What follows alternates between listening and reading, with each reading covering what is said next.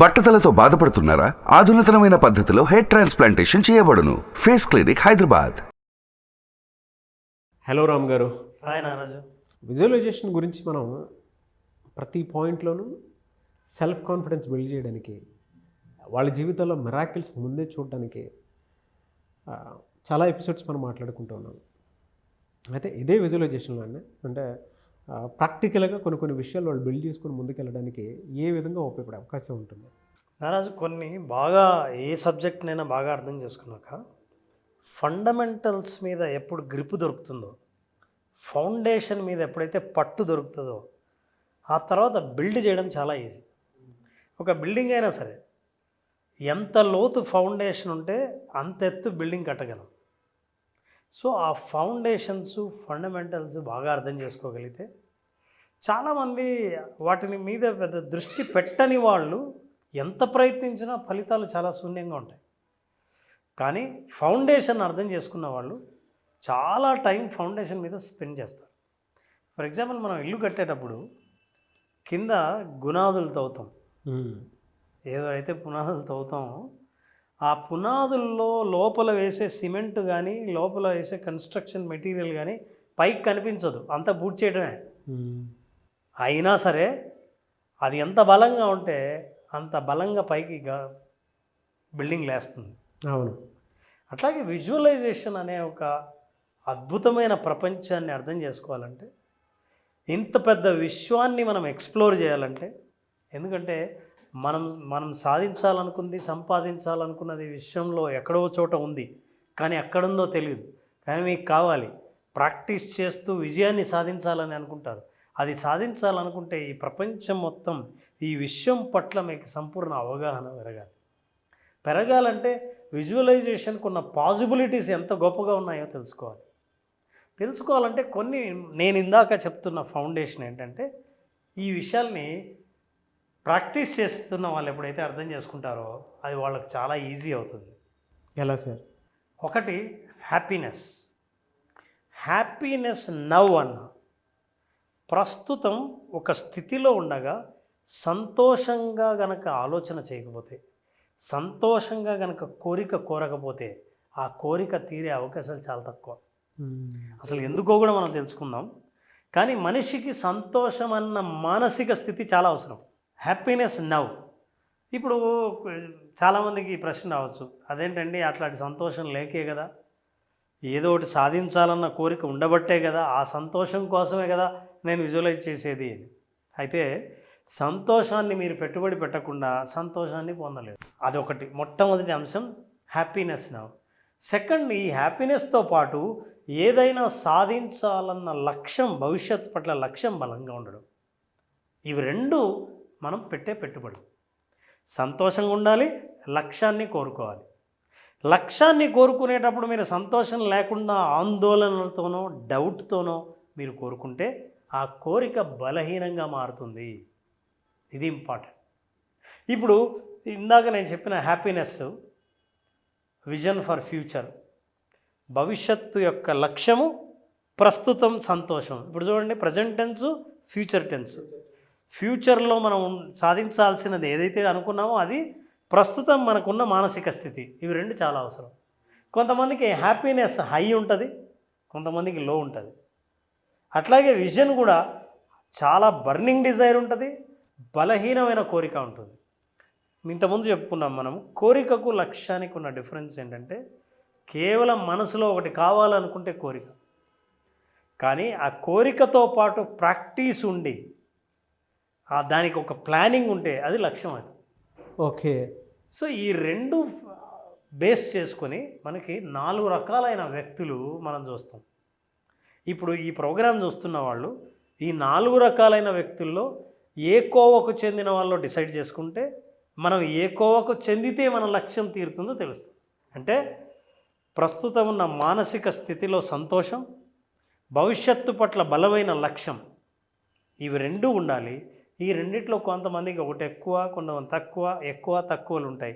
ఈ కాంబినేషన్లో 4 రకాలైన మానసిక స్థితుల్ని మనం చూడవచ్చు. ఏంటి ఆ స్థితి?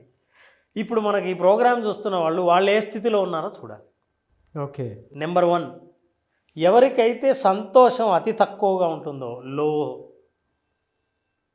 ఎవరికైతే ఈ భవిష్యత్తు లక్ష్యం బలహీనంగా ఉంటుందో, అంటే ఈ రెండు లోలో ఉంటాయో, చాలా తక్కువగా ఉంటాయో వాళ్ళు, అలాంటి వాళ్ళ మానసిక స్థితి ఎలా ఉంటుంది అంటే చూడండి, ఇది లో. ఇదేంటి, హ్యాపీనెస్ లోయే, ఈ విజన్ కూడా లోయే. వీళ్ళు ఈ కోవకు చెందిన వాళ్ళు. ద నెగటివ్ స్పైరల్ అంటే ఏంటంటే ఇట్లా ఇట్లా ఉంటుంది. వాళ్ళ ఆలోచనలన్నీ ఇట్లా నెగిటివ్గానే అల్లుకుపోతూ ఉంటాయి, పేరుకుపోతూ ఉంటాయి. ఇక ఏం చేసినా నెగటివే. ఎందుకంటే ప్రస్తుతం ఆనందంగా లేదు, భవిష్యత్తులో ఏదైనా సాధిస్తానన్న నమ్మకం కూడా బలహీనంగా ఉంది. ఈ రెండు ఉన్న వాళ్ళు ఎప్పుడు నెగిటివ్గానే ఉంటారుగా. ఇది మొదటి కోవకు చెందిన వాళ్ళు. ఇక రెండో వాళ్ళు హ్యాపీనెస్ హై ఉండి, రైట్, అయితే విజన్, భవిష్యత్తు పట్ల ఏ కోరిక లేనివాడు. తీరితే బాగుంటుందబ్బా, పర్వాలేదు, మనకు కూడా అది ఉంటే బాగుంటుందిలే అనే అంత చులకనగా కోరిక, కానీ ప్రస్తుతం మాత్రం ఐఎమ్ వెరీ హ్యాపీ, ఇప్పుడున్న దాంట్లో చాలా హ్యాపీగా ఉంటాను. వాళ్ళు కంఫర్ట్ జోన్లో ఉంటారు. అదొక పెద్ద ట్రాప్. ఎందుకంటే ఇప్పుడున్న స్థితి పర్మనెంట్గా ఉంటుందని, ఎప్పుడూ ఇదే స్థితిలో కొనసాగుతామన్న గ్యారంటీ లేదు.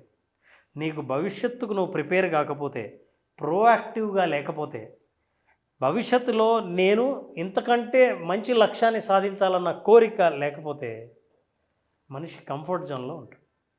కంఫర్ట్ జోన్లో ఉన్నది ఒక పెద్ద ట్రాప్. ఏంటంటే ఇప్పుడున్న స్థితి ఎప్పుడు ఇలాగే ఉంటుంది అనుకోవడం ట్రాప్. మనకు కరోనా రోజులు ప్రూవ్ చేశాయి ఏ రోజులు ఎప్పుడు పర్మనెంట్గా ఉండవని. ఎవరి స్థితి పర్మనెంట్గా ఉండదు.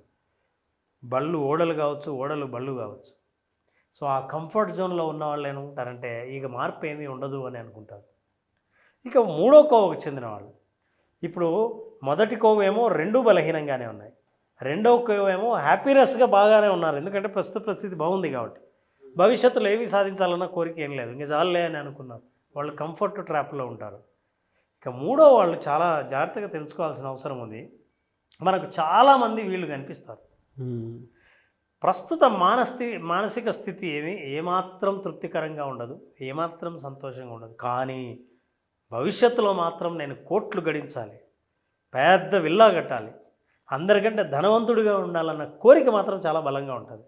అట్లాంటి వాళ్ళకి స్ట్రెస్ ఉంటుంది, యాంగ్జైటీ ఉంటుంది, ఆందోళన ఉంటుంది, మానసిక ఒత్తిడి ఉంటుంది తప్ప వాళ్ళు కోరిక జయించడం కోసం, విజువలైజేషన్ ప్రిపేర్ అవ్వడం కోసం వాళ్ళ మానసిక స్థితి మాత్రం చాలా బలహీనంగా ఉంటుంది.